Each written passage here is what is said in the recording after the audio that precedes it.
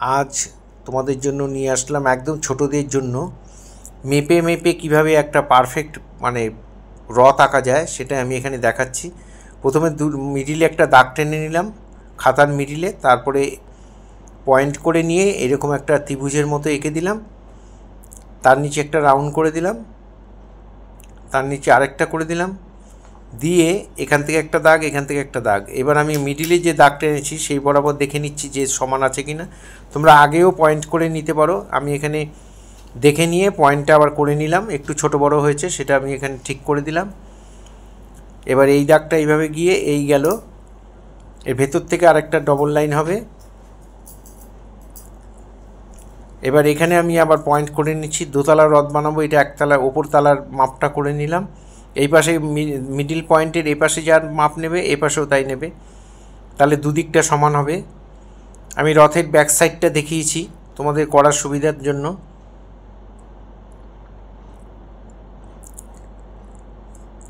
কাগজ দিয়ে বিভিন্ন রকম ডিজাইন করে যে রথ বানানো হয়, রথ সাজানো হয়, সেই রথ আমি এখানে করে দেখাচ্ছি।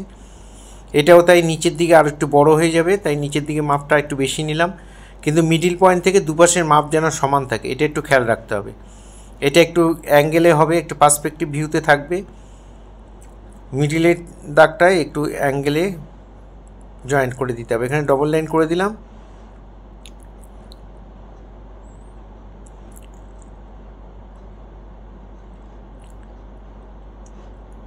এবার রথের চাকাটা আঁকছি, এপাশে দুটো চাকা দেখা যাচ্ছে, গোল করে চাকাটা এঁকে আমি মাঝখানের লাইনটা অফ করে দিলাম। ওপাশ থেকে একটা চাকা দেখা যাচ্ছে এই সাইড দিয়ে। এক্সট্রা যে লাইনগুলো ছিল সেই লাইনগুলোকে মুছে দিলাম। মিডিলের লাইনটা আমি মুছে দিলাম, উপর দিকটা কোনো দরকার নেই, ওটাও মুছে দিলাম।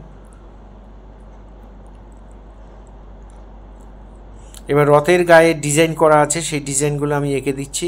প্রথমে একটা ক্রস দিয়ে দিলাম, আর এখানে আমি একটা পদ্ম ফুল, ওপাশে একটা পদ্ম ফুল এঁকে দেবো।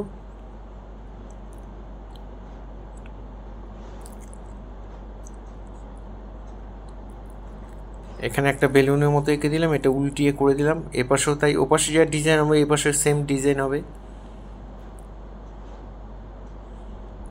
এখানে যা ডিজাইন দিলাম এপাশেও তাই সেম।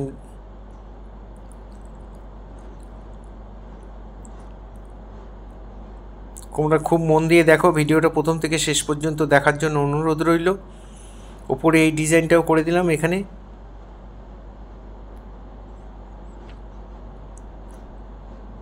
এবার আমি মার্কার দিয়ে আমি টোটাল ছবিটার উপর বর্ডার দেবো। তোমাদের মার্কার, স্কেচ পেন, যে কোনো যার কাছে যেই পেন আছে কালো রঙের সেটা দিয়ে এখানে বর্ডার দিয়ে দেবে। বর্ডার দিলে দেখতে ভালো লাগবে, প্যাস্টেল কালারে যেহেতু করব। একটা রথের ছবি একটু উজ্জ্বলময় না হলে দেখতে ভালো লাগবে না, সেই জন্যই যাতে দেখতে ভালো লাগে ওই জন্য আমি এখানে বর্ডার করে নিয়েছি, তোমরাও করে নেবে। টোটাল ছবিটার উপর বর্ডার দিয়ে দেবে।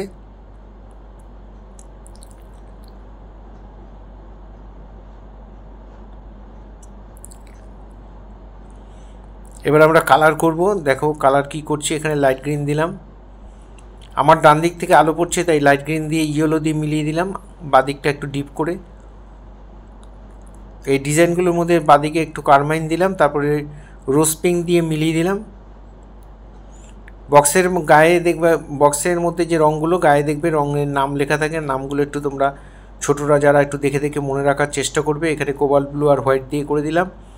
বর্ডারগুলো ডিপ ইয়েলো দিয়ে দিলাম। পতাকাটার মধ্যে একটু রেড, একটু রোজ পিঙ্ক দিয়ে দিলাম।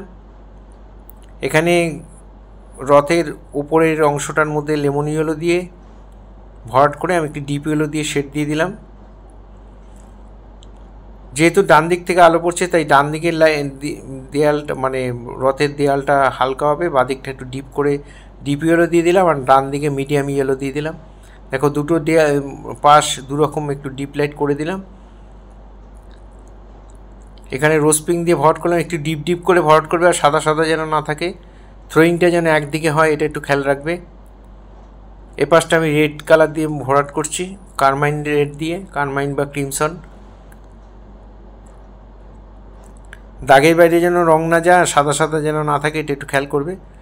যত ডিপ করে যত সুন্দর করে ভরাট করবে দেখতে তত বেশি ভালো লাগবে। এখানে ডিপ ইয়েলো দিয়ে দিলাম ডিজাইনের মাঝখানে গ্যাপটায়, আর এখানে লেমন ইয়েলো দিয়ে দিলাম।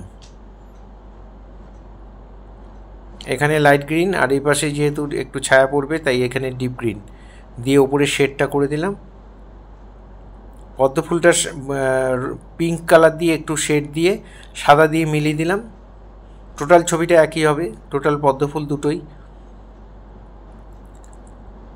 এপাশে ডিজাইনগুলো ডিপ গ্রিন দিয়ে দিলাম, ওপাশে ডিজাইনগুলো দিয়ে দেবো লাইট গ্রিন।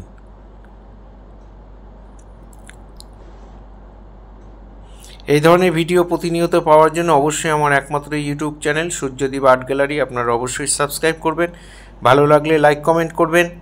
আর ফেসবুকে যেসব বন্ধুরা ফার্স্ট টাইম আমার ভিডিও দেখছেন তাদের কাছে অনুরোধ যে আমাকে অবশ্যই ফলো করবেন। পুরো ভিডিওটা দেখার জন্য সবাইকে অসংখ্য অসংখ্য ধন্যবাদ। এইভাবেই সবাই আমার সাথে থাকবেন, পাশে থাকবেন, ভালো থাকবেন সবাই।